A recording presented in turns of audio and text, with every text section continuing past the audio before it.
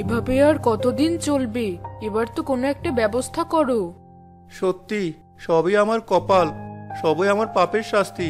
জলপরীর দেওয়া উপহার পেয়ে আমি যেন হাতে আকাশের চাঁদ পেয়েছিলাম। অহংকারে আমার মাটিতে পা পড়তো না। ওসব ভেবে আর মন খারাপ করো না। না না, আমাকে বলতে দাও। আজ যা সহ্য করছি তা তো সবই আমার পাপের শাস্তি।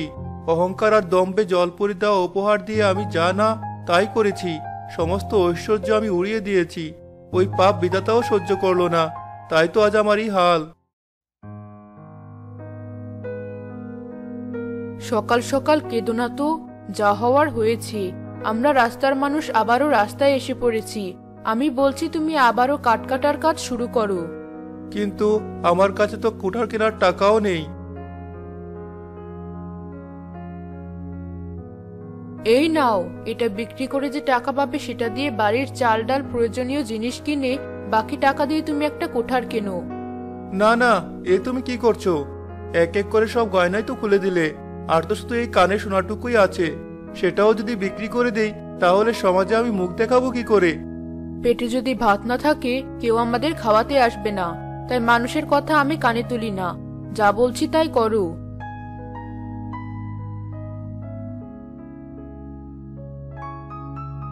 হায় উপরওয়ালা, এই জীবনে তুমি আমাকে আর কত কষ্ট দেবে? বেশ, তুমি যখন বলছোই দুলটা স্বর্ণকারের কাছে নিয়ে যাই।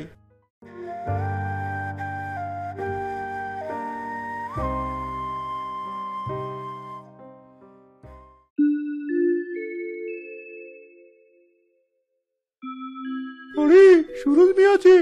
তা মিয়া, তোমার এই দুর্হাল কেন? মাঝে তো শুনেছিলাম তুমি নাকি গুপ্তধন পেয়েছো, তারপর তো আমার কথা ভুলেই গেছো। না না আবুল ভাই, এসব আপনি কি বলছেন?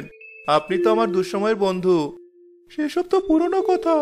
আজকাল তো আর তোমার খারাপ সময় নেই, এখনই তো তোমার দিন। এবার বলো দেখি, আমার কাছে এলে পথ ভুলে নাকি? এভাবে লজ্জা দিবেন না ভাই। বিপদে আপনার কাছে আসলাম ভাই। এই দুলটা নিয়ে আমাকে কিছু টাকা দিন, বড় বিপদে পড়ে এসেছি। সে কি সুরজ মিয়া, এই না শুনলাম তুমি গুপ্তধন পেয়েছো? তাহলে কি সেসব গুজব? বেশ, ওসব কথাই না যাই। যে দুল এনেছো, এই দিয়ে বড়জোর তোমার 1000 খানেক টাকা দিতে পারি, এর চেয়ে বেশি কিন্তু দিতে পারবো না। এসব কি বলছেন ভাই? এই দুলে মাত্র 1000 খানেক টাকা? দেখো ভাই, নিতে হলে নাও, না হলে চলে যাও। এর বেশি আমি তোমায় দিতে পারবো না। স্বর্ণকার আবুলের কথা শুনে সুরজের মন খারাপ হওয়ার সত্ত্বেও 1000 টাকা নিয়ে এসে চলে আসলো। হায় উপরওয়ালা, তুমি আমায় আর কত কষ্ট দেবে? আমি যে আর সইতে পারছি না। কথা দিচ্ছি, আজ থেকে আমি অনেক পরিশ্রম করব। সুরজ কোঠার কিনে জঙ্গলের দিকে রওনা হলো।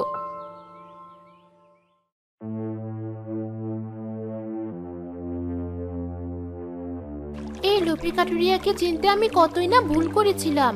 যার খেসারত আজও আমি দিচ্ছি, এর শাস্তি ওকে দিতেই হবে।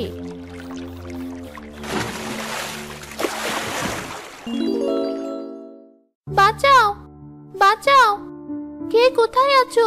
বাঁচাও, বাঁচাও আমায়। এ কি? কোথা থেকে এমন কান্নার সুর ভেসে আসছে?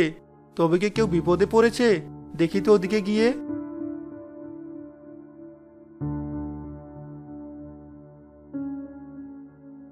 এ কি? কে তুমি? আর এভাবে এখানে পড়ে আছো কেন? কি হয়েছে তোমার?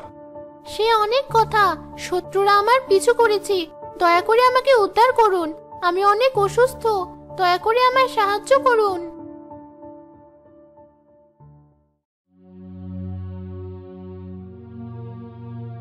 দেখো মেয়ে, আমি অনেক দরিদ্র। তোমাকে যে নিজের বাড়িতে নিয়ে যাব সেই সামর্থ্যটুকু আমার নেই। চিন্তা করবেন না, আমি আপনাকে বিপদে ফেলবো না। দয়া করে আজকের দিনটা আমায় আপনার বাড়িতে নিয়ে চলুন, নইলে আমার যে কোথাও যাওয়ার জায়গা নেই। বেশ, চলো আমার সাথে।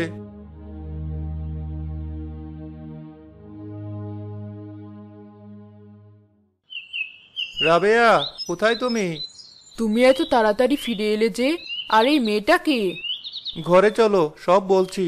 আর ওর জন্য একটু খাবারের ব্যবস্থা করো। সত্যি আপনাদেরকে খুব বিপদে ফেলে দিলাম। এভাবে বলো না। আমাদের যতটুকু সম্ভব তোমাকে সাহায্য করব। এবার ভেতরে চলো, তোমার এখন বিশ্রামের প্রয়োজন।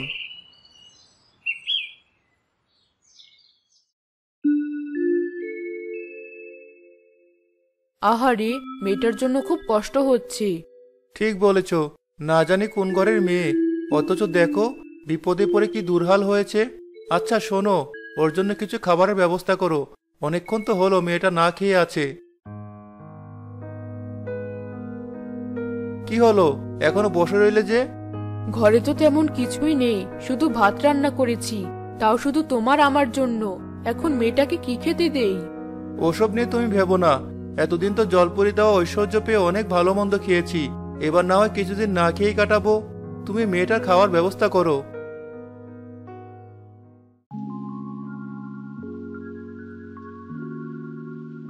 নাও মেয়ে, ভাত দুটো খেয়ে নাও। গরিবের ঘরে এসেছো, শুকনো নুন ভাত ছাড়া আর কিছুই জোটাতে পারলাম না, একটু কষ্ট করে খেয়ে নাও। এভাবে বলবেন না, বরং আমি এভাবে এসে আপনাদেরকে বিপদে ফেলে দিলাম। তাছাড়া নুন ভাত আমার খুব প্রিয়।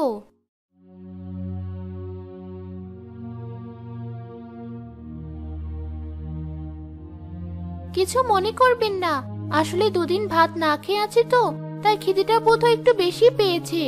আর একটু ভাত হবে, পেটটা এখনো ভালো করে ভরেনি।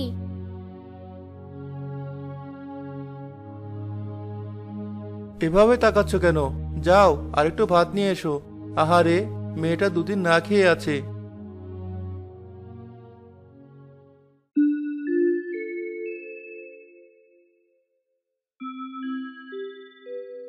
কোথায় পরীক্ষা নিতে এসেছিলাম, ভেবেছিলাম ওদেরকে শাস্তি দেব, কিন্তু এখন যে ওদের জন্য খুব মায়া হচ্ছে। নিজেদের খাবারটুকুও যারা আমার মুখে তুলে দিল, তাদের মনে কোনো দোষ থাকতে পারে না। আপনাদের এই উপকার আমি কখনো ভুলবো না। এসব বলো না তো, খাও ভালো করে। সে না হয় বুঝলাম, কিন্তু বেলা তো কম হলো না, আপনারাও খেয়ে নিন। না মানে? না করছেন কেন? হাঁড়িটা এখানেই নিয়ে আসুন, তিনজন একসাথে খাই।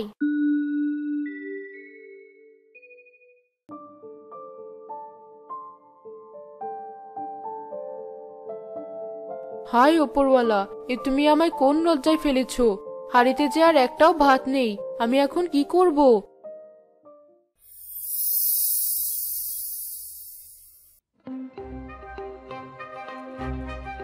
আরে, এই আলো এলো কোথা থেকে?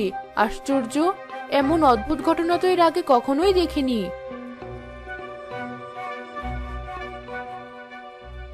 এ কি? এ আমি কি দেখছি? এই মাত্র তো হাড়িতে ভাত ছিল না, এত ভাত এলো কোথা থেকে? এসব কি হচ্ছে? কি হলো, এতক্ষণ ধরে রান্না করে কি করছো? দেখো কি সব হচ্ছে। এই মাত্র হাড়িতে একটুও ভাত ছিল না, আর এখন দেখছি হাড়ি ভর্তি ভাত। কি সব যাতা বলছো? হয়তো আগেই ভাত ছিল, তুমি খেয়াল করোনি। না, সত্যি বলছি, হাড়িতে একটা ভাতও ছিল না। তাহলে তো বলবে যে এই যে এই পাত্রে মাছ আর ওই পাত্রে তরকারিও আছে। সুরজ হাসতে হাসতে সেখানে রাখা দুটো পাত্রের ঢাকনা খুলতে দেখলো সেখানে সত্যি সত্যি মাছ আর তরকারি রাখা আছে। এ কি? এখানে তো কিচ্ছু ছিল না। কি হচ্ছে এসব? বিশ্বাস করো, আজ আমি কিচ্ছু রান্না করিনি। আরে তাই তো, কি হচ্ছে এসব? হায় উপরওয়ালা, এসব কি হচ্ছে আমাদের সাথে?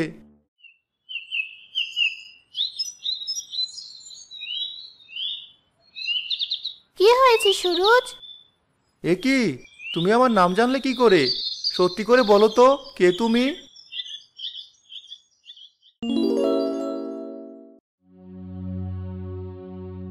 আমি সে যে তোমাকে সোনার কোঠার আর অনেক উপহার দিয়েছিলাম, যার সদ্ব্যবহার তুমি করতে পারোনি।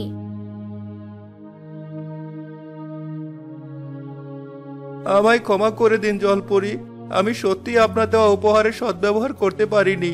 আমি অহংকারের বুঁদ হয়ে পরিশ্রম করা ছেড়ে দিয়ে সেগুলো নষ্ট করেছি। আজ সেজন্যই তোমার এই পরিস্থিতি। আমি জানি জলপরি, তবে আমি কথা দিচ্ছি আজ থেকে আমি অনেক পরিশ্রম করব। আমি জানি তুমি নিজের ভুল বুঝতে পেরেছো, আর তাই একটা অসহায় মেয়েকে নিজের ঘরে এনেছো, তার সেবা করেছো, এমনকি নিজেদের মুখের খাবার তার মুখে তুলে দিয়েছো। এতে আমি তোমার উপর অনেক সন্তুষ্ট হয়েছি। বিশ্বাস করুন জলপরি, আমি যা করেছি তা মন থেকেই করেছি। তা আমি জানি। এই কাজে সন্তুষ্ট হয়ে আমি আবারও তোমায় একটা উপহার দিতে চাই।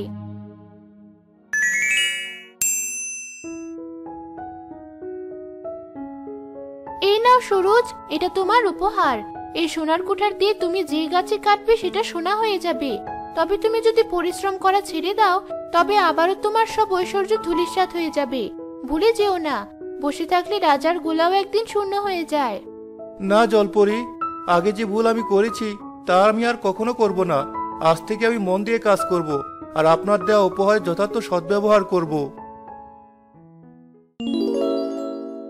এরপর থেকে আবারও সুরজ মিয়ার জীবন বদলে গেল।